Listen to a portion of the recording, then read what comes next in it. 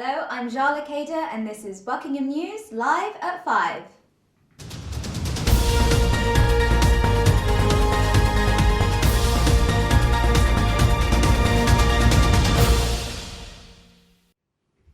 As the town of Buckingham welcomes a new local council, we also welcome a new mayor. We sent Zoe Briggs down to meet him to find out what changes are on the horizon. Last Monday, Buckingham Town Council elected Andy Mahy, who promised to put Buckingham on the map as he wore the chain of office for the first time on Saturday. Mr. Mahy takes over from Lisa O'Donoghue, who was Mayor of Buckingham for the year of 2014. Mr. Mahy was born in India and educated in Uganda. He made a momentous 6,000-mile journey to Buckingham in 1991 to complete his A-levels in Uxbridge. He then went on to complete a degree in modern studies at Staffordshire University. Mr. Mahy toured Europe as a street manager for construction company Taylor Woodrow before retiring as a Tesco delivery driver last year. He now lives with his wife Leslie in Burley Peace in Buckingham. He now takes on the challenge of being mayor for Buckingham and plans to put Buckingham on the map. Represent the town so that I create a profile of the town and show who I am as a mayor of Buckingham. Mr. Mahy also outlines his plans to raise the profile of the position of the mayor.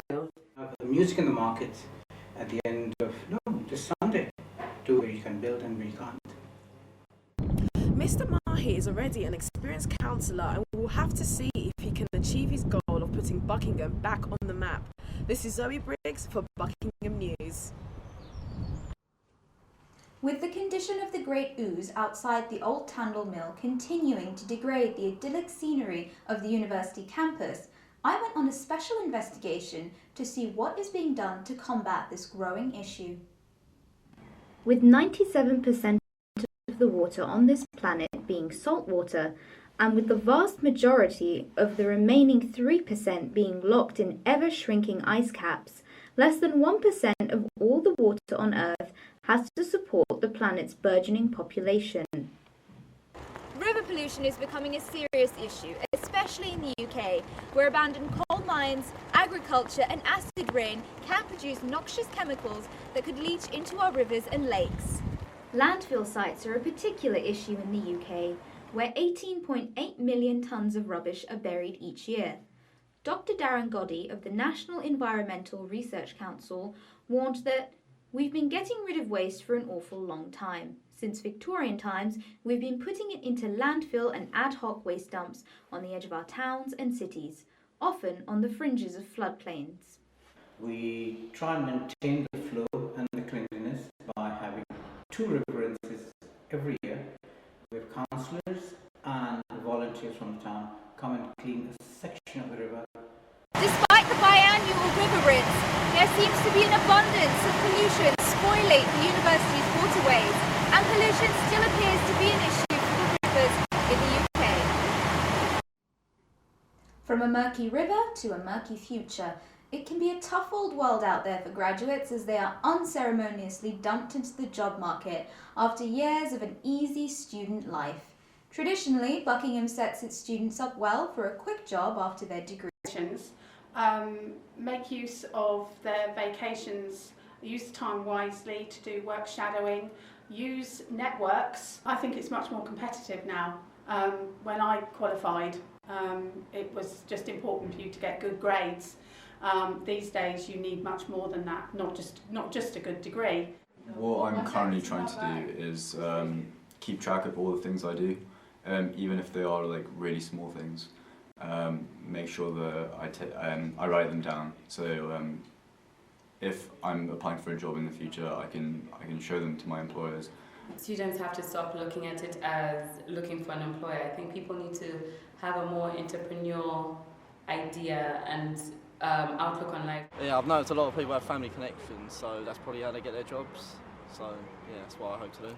In this age where everyone is fighting tooth and nail to earn a successful job, we have to be aware that academic results alone are certainly not enough to kickstart our careers. It seems we need education, individuality, connections, as well as a layer of luck. This is Cameron Hawtrey, Buckingham News. In other news, visionary architect and designer of Milton Keynes, Derek Walker, has died. From 1970 to 1976, Mr. Walker was chief architect and planner of the new city and head of architecture at the Royal College of Art. His most celebrated building was Central Milton Keynes Shopping Centre. Watch out, Buckingham! Opportunist thieves are on the loose. With the weather hotting up, Waitrose have been increasing the amount of products on display outside their store, and some criminals are seeing it as a summer giveaway.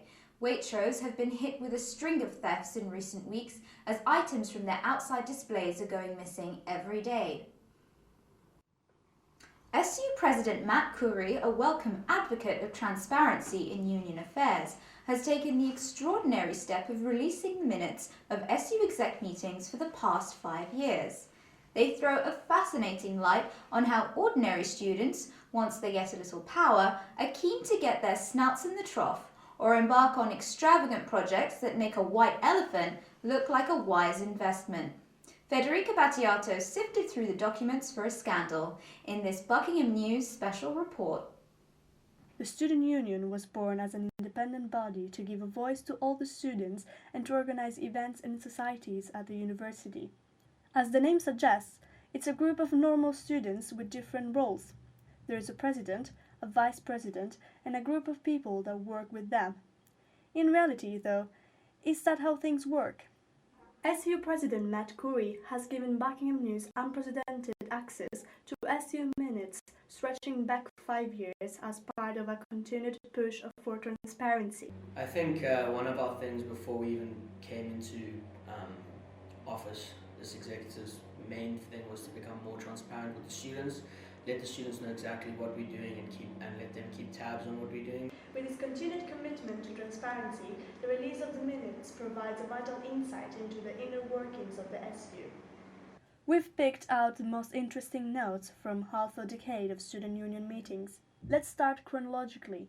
President Adebayo Labington, SU Executive October-July 2010-2011. On the 27th of October 2010, the SU started talking about potential benefits for executive members.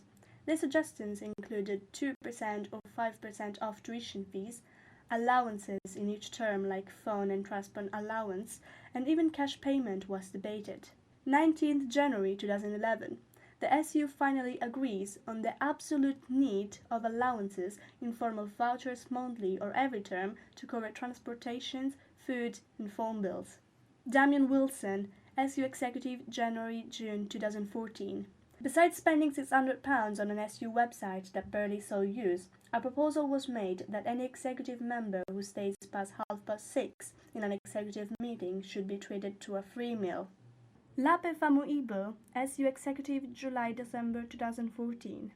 Lape's executive is famous for the photo booth purchase, which, contrary to popular opinion, was not a unanimous decision. 2 SU executive members, in fact, objected to the plans at the time. 8th of October 2014. The President is asking for approval from the executive for acquisition of a 5,000 photo booth plus 1,000 maintenance. The photo booth will provide not only a service to the students, but also revenue to the SU. Cheaper prices will be set up for students, cheaper than any in town. It will also consist for advertising space. Based on my opinion on rough calculations that I've worked out, you probably won't see a return on the investment for a few years. Above all else, Buckingham News noticed the minutes tended to be confusing and poorly kept. Many of them are incomplete and some of them are missing. A huge gap of absent minutes from the end of 2011 to the beginning of 2013 underlines the poor record keeping taking place at the SU during the past few years. This is Federica Battiato, Buckingham News. Who doesn't love a good mystery? For centuries, the mystery of Edwin Drood had remained just that. However, that has now changed as the University of Buckingham helped to solve Dickens's unfinished work. Dolly Akitoya has the story. Famed English writer and social critic Charles Dickens started writing his last novel, The Mystery of Edwin Drood, in 1870, but passed away before finishing it. This left readers in the unknown towards who murdered Edwin Drood. Peter Orford from the University of Buckingham set up the DroodInquiry.com to help solve the mystery. Members of the public were invited to come up with an ending to the story. thereby producing weird and wonderful responses alike. It's a great puzzle. It's the last book by Dickens. It's unfinished. A lot of people tried to answer this in the past and had some fun doing it.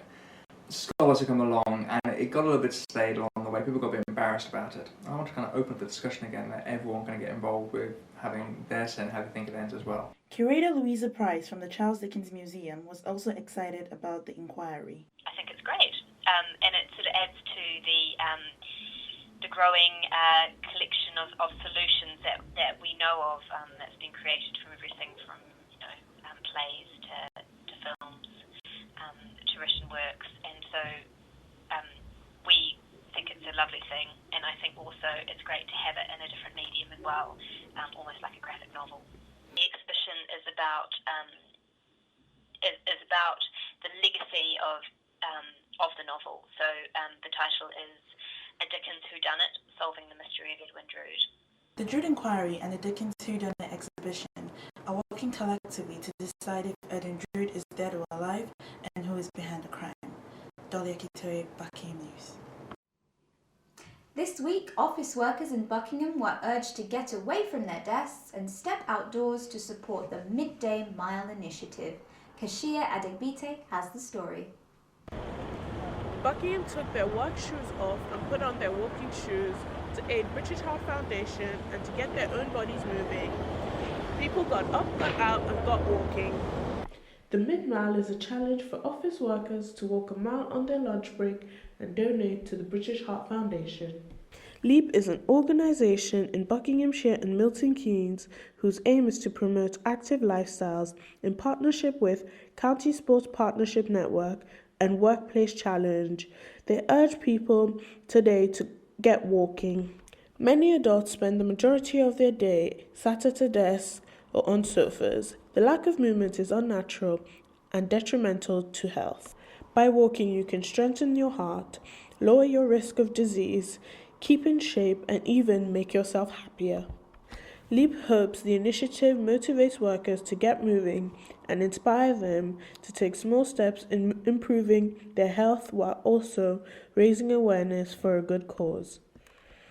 What we're encouraging people to do is, if they're aware of it, to either organise their own midday mile where they're based, where they either work or where they live, and drag a load of friends, family and colleagues along, or just, if they're on their own, go for a walk themselves. To get involved, grab some trainers and get walking, or text MILE to 70123 to donate £3 to the British Heart Foundation. This is Hashia Digbite reporting for Buckingham News. Now over to sports with Philip Joss. Thank you, Jala. Works have already started on the renovation at the Swan Pool and Leisure Centre, and with a £2.6 million budget, works are expected to last until the end of the year. Charlie Parry has more on this story. The Swan Pool and Leisure Complex is a sports centre featuring a swimming pool, floodlit pitch, a gym, exercise classes and a sauna. Currently it is undergoing a multi-million-pound renovation funded partially by Aylesbury Vale District Council. Earlier in the year, Buckingham News spoke to AVDC councillor Howard Mordew about the work. What do you get for 2.6 million? You get new changing rooms. We're extending what we call a spinning studio and the gym side of it. But most of all, we're installing a climbing wall, which is going to be just over there. The sporting facilities are to remain open as development continues, with only a small section of the gym being closed off. The project is intended to be as environmentally friendly as possible, making use of sustainable technologies. Yeah, I think that's wonderful. Lots of young people around here, they've got nowhere else to go. If it does certain things for teenagers. My initial thing was no, because it looks alright. I think sometimes things get done just for the sake of spending money. When you've just told me the amount that they're spending, I think perhaps not. I know a lot of people benefit from the use of this centre, but I think honestly and truthfully that is an awful lot of money to be spent. With works expected to finish in 2016, Buckingham will have to wait until they can enjoy this leisure centre fully. This is Charlie Parry for Buckingham News. With the tennis courts being only a minute away from the OTM, we examine the relationship between the students and the tennis club. Jason Dunn reports. The Buckingham Tennis Club is situated in Chandos Park, a mere 50 metres from the OTM. However, despite sport on the rise at the University of Buckingham, the tennis club has failed to attract more than a handful of student members. Prizes for students are set at a reasonable £55 per year, but students often look to public play, which can be booked for £4 an hour. We asked some students for their opinion on the tennis club. Maybe. I would join. I like tennis. It's a good sport. Yeah. I have a play here, like the courts here, with some guys. Also, Max Sleeper, very nice player. Yeah, I definitely would. I think I need to get fit. I think it's a good idea to get out and get active. With the start of the training sessions just beginning, the tennis club hopes to include some members who reside in Buckingham. This is Jason Dunn, Buckingham News. And now, back to the studio. Have you ever wondered what people think about Buckinghamshire? Well, using Google, Buckingham Advertiser found the most searched query was, "Is Buckinghamshire posh?" We sent Rebecca Burkhardt to ask the people of Buckingham what they think. Last week, the Buckingham Advertiser published an article regarding the most recurring Google searches about different counties across the UK. People's most asked questions about Buckinghamshire is whether it is a posh county or not. We went to Buckingham Town to find out what people thought of their county and their reactions to the people's searches. How would you describe Buckinghamshire? Buckinghamshire, a very beautiful, picturesque county. Friendly. I find it fascinating. I love it. It's brilliant here. Yes. I couldn't use just one word. Thriving. It's a lovely county generally. Yeah, it's very mixed. Going down towards London, so it's a big county. Is Buckinghamshire posh? It depends which part you're from. North Bucks, no. South Bucks, yes. Yeah, I'm not sure I like that word. I've never liked it very much. I don't think it's posh. No, not at all. Buckinghamshire isn't posh, it's normal. It's a normal place. I think there's a mixture really. You've got Milton Keynes down to Beaconsfield, which probably is. Although Buckingham's poshness is yet to prove, its beautiful countryside setting and its proximity to London and Oxford make it a friendly and convenient place. This is Rebecca Burkhardt, Buckingham News. This May is National Barbecue Month, and with National Hamburger Day coming up at the end of the month, we sent Alex Shattuck off to grill a delicious hamburger. National Hamburger Month is celebrated at this time of year because it is the start of the summer. Even though hamburgers originate from Germany, they have become an American classic. To make a hamburger, you will need mincemeat, salt and pepper, buns, a tomato, an onion, mayonnaise and ketchup, and some lettuce. When making the hamburgers, you can add whatever flavourings you like. For this recipe, we used onions, salt and pepper. Mix them all together. Shape the burgers and make them flat. When cooked, place the burger inside a bun. Next, add the mayonnaise and the ketchup. Add the onion, tomato and salad to the burger. And place the second half of the bun on top. You can also add sides to your burgers such as chips and salad. There you have it, a simple and easy way to celebrate National Barbecue Month and National Burger Day. This is Alex Shattuck for Buckingham News. One of the UK's top street magicians, who has turned down many offers to go on TV, will be bringing his new stage illusion act to historic Stowe's Roxburgh Theatre next month. We persuaded Caspian to reveal all, exclusively on Buckingham News. Holly Knowles reports. As any master magician will tell you, if you want to know the secret, you've got to watch closely. First up to be bamboozled was Buckingham News anchor Jala Kader. She could have sworn she put her card back in the deck, and the pack was in Caspian's hand at the time. Then it was the turn of the lunchtime crowd at Tanlaw Mill to be gobsmacked by some telepathy that was, well, mind-bending. Having fried the brains of Gown, it was time to hit the town. The reaction was the same, gasps of disbelief.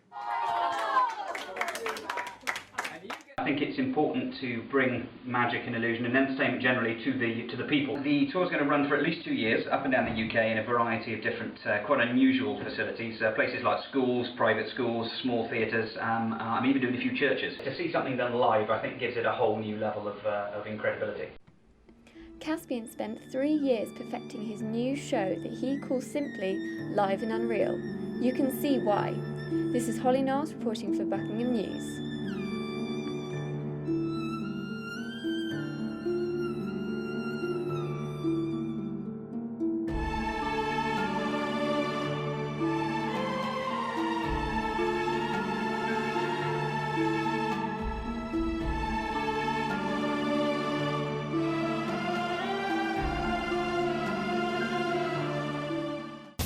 Thank you for watching Buckingham News. We'll see you next term.